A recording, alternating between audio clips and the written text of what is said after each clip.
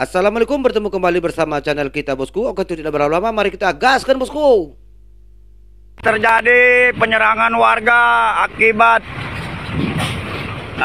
musibah yang terjadi di depan Puri. Keluarganya Haji Ombi yang meninggal, anak umur usia 15 tahun.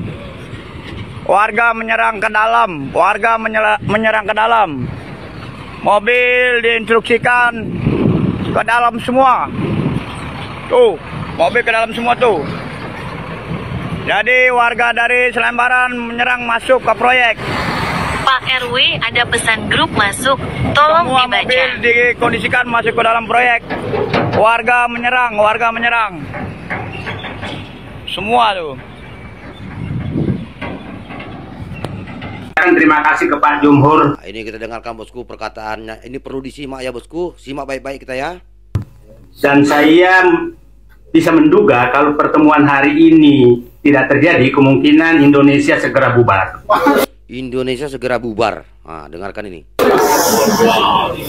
Seperti perkira Pak Prabowo 2030. Tapi karena ada pertemuan hari ini, maka insya Allah Indonesia tidak bubar.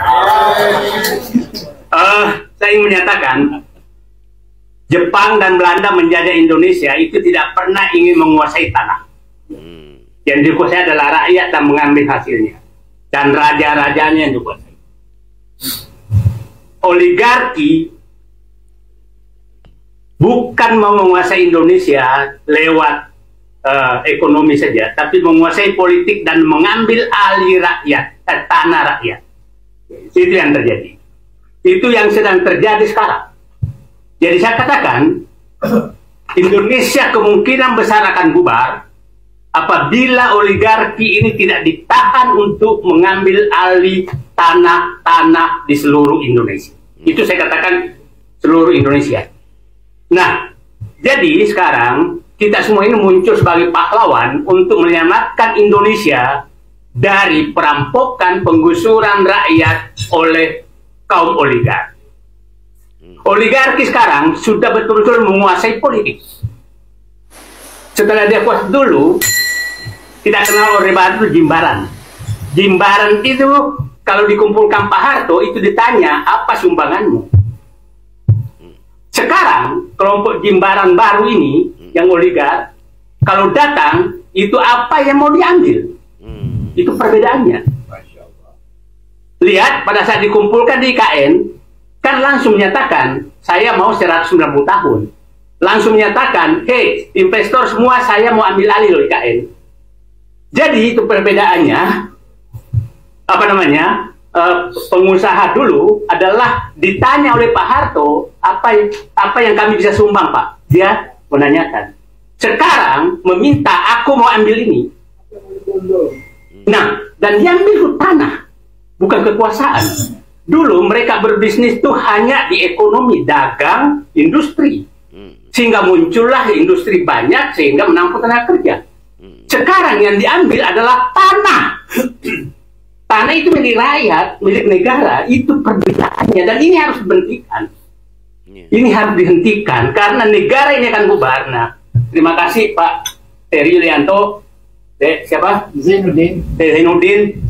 Karena ini calon orang akan berkuasa, jadi hari ini kita akan titipkan semua harapan kita agar negara Indonesia tidak bubar. Saya ingin menyatakan, saya katakan tadi pergeseran kendali kekuasaan itu sekarang betul-betul cara mereka adalah menguasai partai politik, mengendalikan partai politik untuk menentukan calon yang dia inginkan, mulai presiden, gubernur, wali kota, bupati. Masihkah kita yakin Indonesia ini baik-baik saja bosku? Karena perkataan oligarki Saididi ini, cobalah netizen berpikir sendiri ya. Masihkah negara kita ini baik-baik saja? Masihkah kita layak disebut Indonesia? Ya. Ini perlu kita simak ini kata-kata Bapak Saididi ini memang realita ini. Setelah itu dia meminta penetapan izin lokasi seluruh tanah yang ada Setelah dia dapat surat izin lokasi, seakan-akan dialah punya hak untuk segala izin lokasi tersebut. Dan semua orang yang ada di situ harus diusir. Itulah yang terjadi sekarang. Setelah itu harus diusir, maka seluruh aparat, seluruh preman, seluruh apapun harus bertindak atas keinginan dia. Saya kasih contoh. Bayangkan Pak, di ruangan ini ada korban PIK 2, tapi saya nggak usah tunjukkan siapa orangnya. Bayangkan di PIK 2 itu banyak sekali orang karena tidak mau menjual tanahnya, maka dia dipidana. Ada yang dipidana. Dipidana ya bosku ya. Coba bayangkan supaya publik paham. Jadi pemerintah daerah membuat seakan-akan portal di tanahnya orang.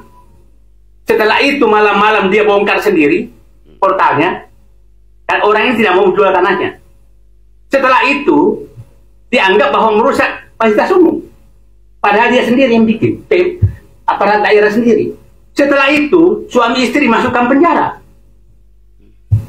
Setelah dalam penjara, anaknya ditekan, anaknya bikin perdamaian dengan pengembang. Setelah setuju dijual, maka langsung malamnya dikeluarkan. Pidana loh bisa dikeluarkan oleh. Itu kasus. Ada lagi kasus, saudaranya dibujuk, terus dipenjarakan saudaranya dengan alasan pemalsuan surat, dengan saksi bahwa memang saya palsukan.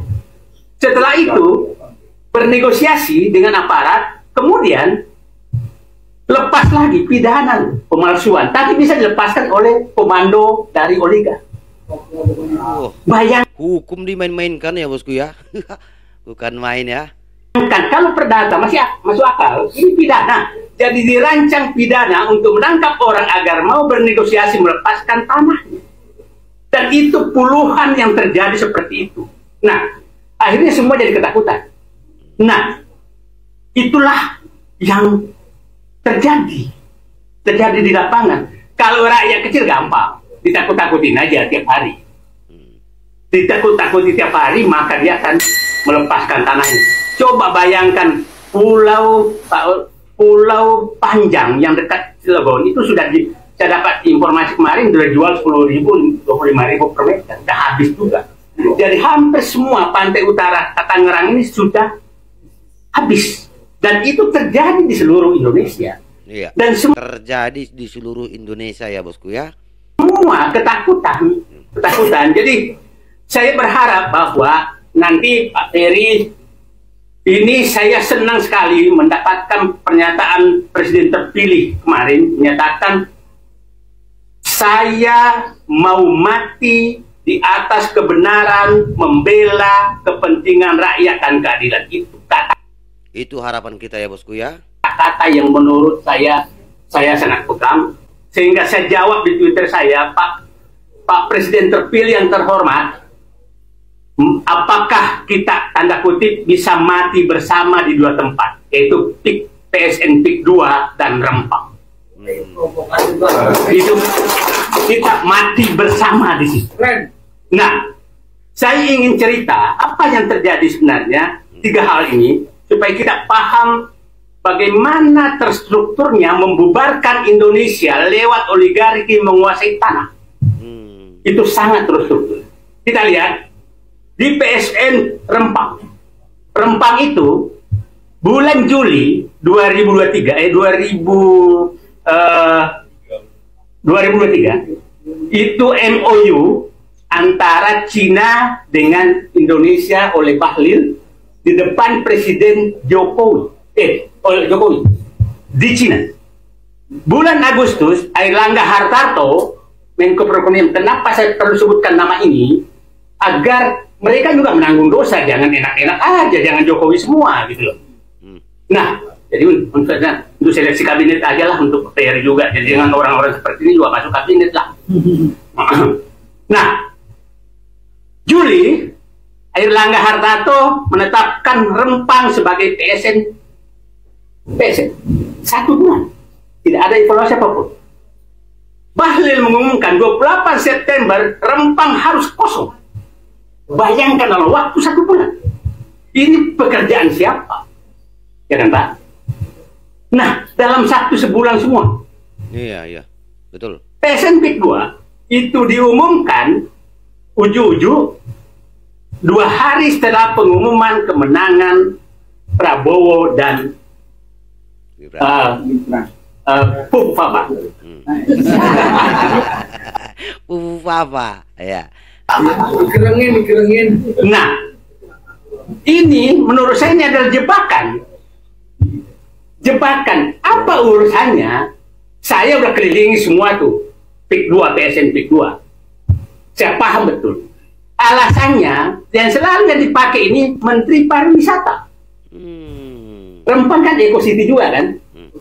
Ini juga Eco City. Apa hubungannya Eco City dengan ini semua? PSD juga Eco City. Ini bungkus apa ini Eco City? Iya kan? Nah, kita lihat sana. Yang dikatakan, saya kemarin datang, coba, yang dikatakan melindungi hutan mangrove di PIK 2, itu lokasinya di luar PIK 2. Yang luasnya mungkin baru dibikin kok itu. Saya lihat datang ini pelangnya baru dibikin semua. Jadi bikin dulu PSE-nya baru bikin mangrove-nya. Itu paling 10 hektar dari ratusan ribu hektar.